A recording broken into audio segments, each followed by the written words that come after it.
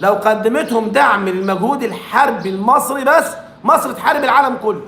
لكن لا يقدروش، لأن أولياء نعمتهم الإنجليز والبريطانيين هم من أجلسوا هؤلاء الحكام على عروشهم، سواء في الخليج، سواء في المغرب، سواء في الأردن.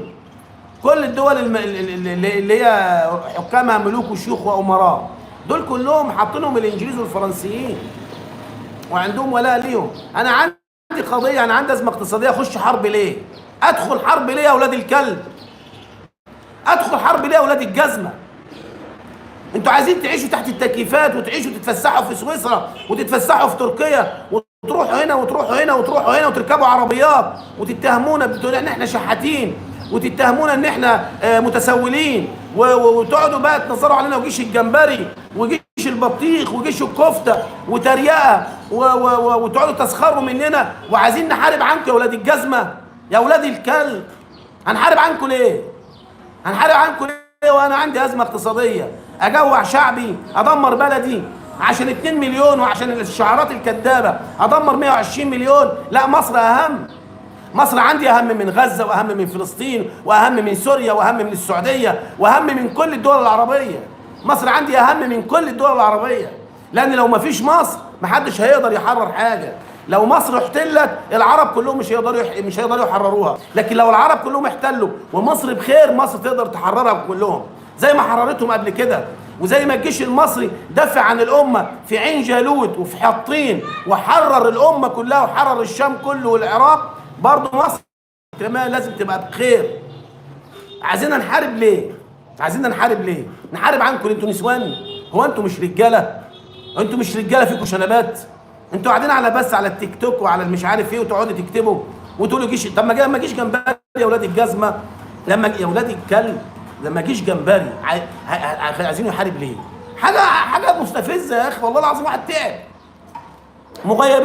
مغيبين الاخوان المجرمين غيبوكم، قناه الخنزيره وقطر غيبوكم، الشعارات الكذابه وافتح الحدود وافتح الحدود، وانتوا ناس كذابين، انتوا ناس منبطحين، كلكم خونه وعملاء، والفلوس بتاعتكم في قلب اسرائيل وبتعملوا في اسرائيل استثمارات على قفا مصر، وعايزين تغرزوا مصر في اي حاجه تغرزوا.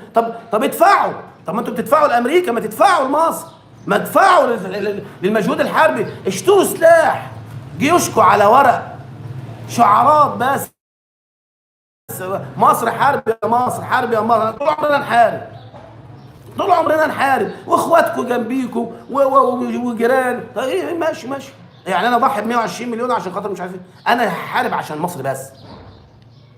ولما يبقى عندي فضار والاقي دول عربيه تقف في ظهري ودول عربيه ما تتامرش عليا ويشيلوا القواعد العسكريه من دولهم وتبقى دول مستقله ونظيفه وعندهم شرف، نحارب. لكن انا احارب لواحد عشان ايه؟ عشان مين يعني؟ وليه؟ وبتدونا ايه؟ وبناخد منكم ايه؟ غير المسخره وغير الشتيمه ونكران الجميل، ناكرين للجميل. كل ما قدمته مصر لكم انكرتموه. ليه؟ وانتوا عايزين تورطونا؟ مش هنتورط، احنا اتعلمنا الدرس. والله اتعلمنا. ما لو ما اتعلمناش يبقى مش كويس. احنا اتعلمنا، والخرفان المصريين اللي عندنا واخواتنا يا عم على دماغنا. لكن انا مش مستعد، انا ما عملتش حرب، انا ما بداتش حرب، انا لم ابدا حرب حتى انهيها. اللي بدا الحرب ينهيها، اللي حضر عفريت يصرفه. ما تتكلموا مع حركه سماح، ما تتكلموا مع الاخت سماح اللي بدات الحرب ومش قادره تحمي نفسها. اتكلموا مع احمد الجولاني اللي اسقط النظام ومش قادر يحمي بلده وفي مجازر في سوريا. ما تتكلموا على الدول اللي مليانه قواعد الامريكيه رابضه في قطر وفي الخليج كله بلا استثناء وفي الشام كله قواعد مليانه، وفي الاردن وفي السعوديه وفي الامارات وفي عمان وفي الكويت وفي العراق وفي البحرين وفي قطر وفي لبنان وفي تركيا. كل ده قواعد وفي ليبيا في قواعد، في الغرب.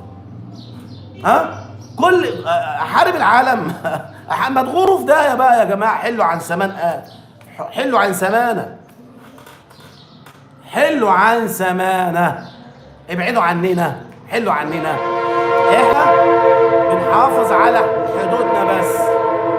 احنا هنحافظ على حدودنا بس.